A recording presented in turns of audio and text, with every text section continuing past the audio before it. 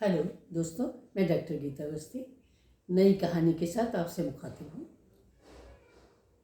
दोस्तों, कभी कभी किसी किसी परिवार में हालात ऐसे होते हैं कि पत्नी कमाती है और पति जो है उसको कोई भी काम नहीं होता।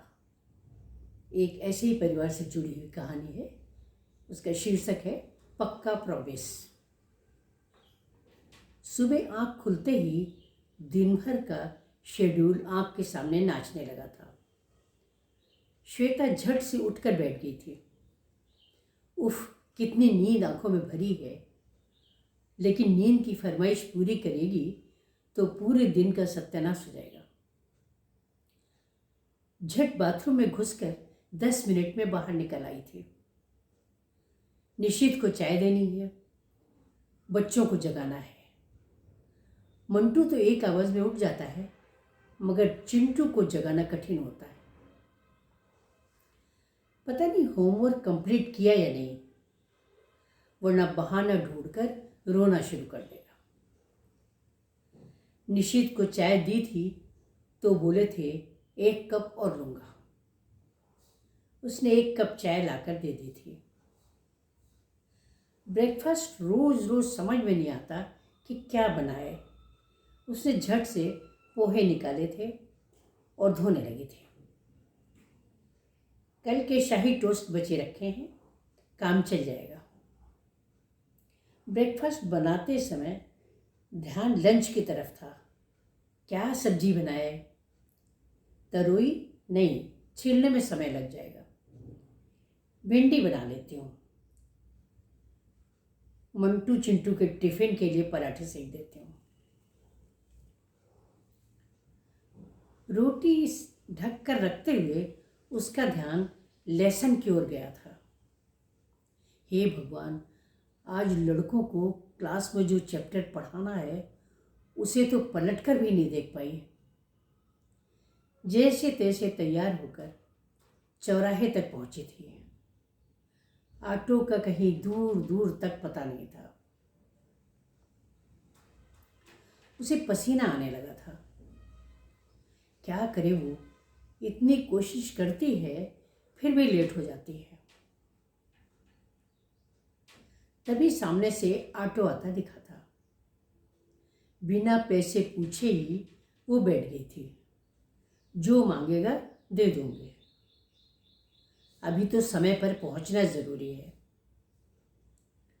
कॉलेज पहुंचकर स्टाफ रूम की तरफ जा ही रही थी कि पर्स वगैरह रख दूं, तभी चपरासी ने पुकारा था, मैडम, प्रिंसिपल साहब बुला रहे हैं।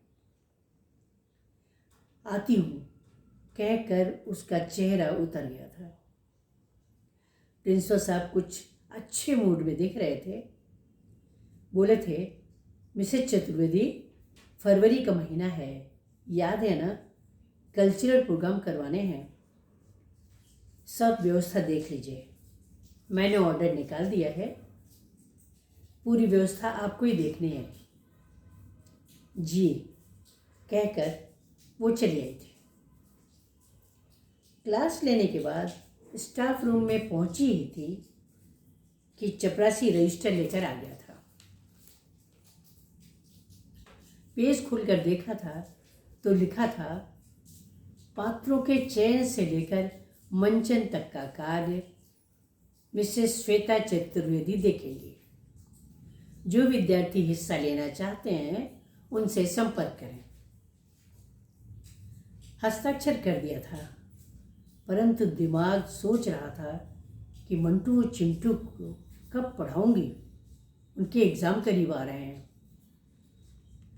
बची हुई क्लासेस लेकर स्टाफ रूम में सामान समेट रही थी कि दिशा बोली थी, श्वेता दीदी, कभी कभी हम लोगों को भी 1 कप चाय पिला दिया करिए। आज समोसे की खुशबू बहुत अच्छी आ रही है। उसने मुस्कुराकर ऑर्डर दे दिया था। पूरे 1 घंटे बाद वो कॉलेज से निकल पाई थी। घर पहुंचते पहुंचते शाम के 5 बज गए थे। मंटू चिंटू स्कूल से आ चुके थे। खुद का मन तो चाय पीने का नहीं था, मगर निशित के लिए तो चाय बनानी ही थी। निशित को चाय देने गई थी तो बोले थे, हमेशा मुंह बनाकर घर में आती हो, कभी घर में भी मुस्कुरा लिया करो। मन ने कहा था कि कभी मुस्कुराने का समय मिले तब तो मुस्कुराऊं, पर मैं जल्दी से कमरे में से निकल आई थी। मंटू चिंटू के स्कूल बैग से टिफिन बॉक्स जो निकालने थे। इतनी बार उनको समझाया कि अपने छोटे छोटे काम खुद किया करो, लेकिन उन्हें धमा चौकड़ी मचाने से फुर्सत ही नहीं है। कभी कभी वो सोचती है कि उन्हें तो उनका बचपन जीने देना चाहिए, नहीं तो बड़े होकर उनकी जिंदगी भी मम्मी जैसी हो जाएगी। घर की बड़ी लड़की होने के कारण उसे तो अपना बचपन जी भरकर जीने को नहीं मिला। 6-7 साल की हुई थी तो अम्मा का आदेश सुबह से गूंज जाता था, श्वेता, नमिता और अंकिता की चोटी बना देना, स्कूल का टाइम हो गया है। कभी आदेश गूंजता था, अपने टिफिन के साथ इन दोनों का टिफिन भी लगा देना, वगैरह वगैरह। खेलते जाते वक्त भी उन दोनों को साथ में ले जाना होता था। शाम हो गई थी, रसोई बुला रही थी, सबकी फरमाइशें आनी शुरू हो गई थी। निशित बोले थे, रोज एक जैसा खाना बनाकर रख देती हो, कुछ चेंज करो। आखिरकार आलू के पराठे वो रायता पर सहमति बनी थी। श्वेता ने आलू उबलने को रख दिया था। कुकर में सीटी आने पर उसे हंसी आ गई थी। कुकर भाप गले तक आने पर चीख तो सकता है, वो तो चीख भी नहीं सकती।